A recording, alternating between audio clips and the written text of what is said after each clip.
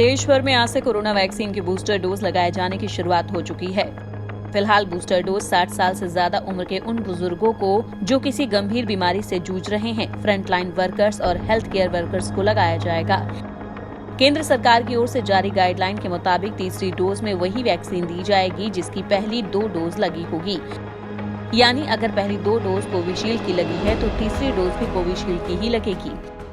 इसी तरह पहली 2 डोज कोवैक्सीन की लगी थी तो तीसरी डोज भी कोवैक्सीन की ही दी जाएगी। यानी देश में लोगों को कॉकटेल बूस्टर डोज नहीं लगाई जाएगी।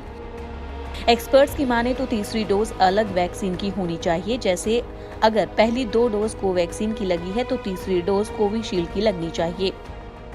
इसी तरह अगर पहली 2 डोज कोविशील्ड की लगी है तो तीसरी डोज कोवैक्सीन की ही लगे।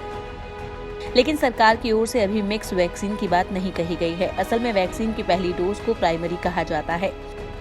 पहली डोज वायरस की पहचान कर उसके खिलाफ एंटीबॉडी बनाती है, लेकिन जो प्राइमरी डोज होती है और उससे जो एंटीबॉडी बनती है वो आगे भी मेंटेन रहे, इसके लिए दूसरी डोज दी जाती है।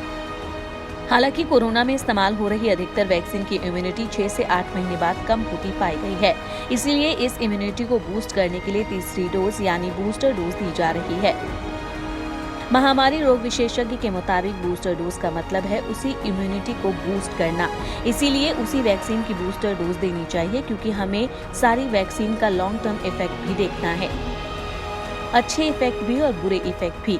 अगर हम मिक्स करते रहेंगे तो किसी की कोई जवाबदेही नहीं रहेगी। ऐसे में जिन्हें जो वैक्सीन लगी है वही बूस्टर डोज में भी देना चाहिए, क्योंकि अभी तक तो वैक्सीन की सेफ्टी और एफिकेसी के सबूत है, लेकिन लॉन्ग टर्म हमें इस बारे में पता नहीं है। इसीलिए उनको वही देना चाहिए, क्रॉस करने की जरूरत नहीं है।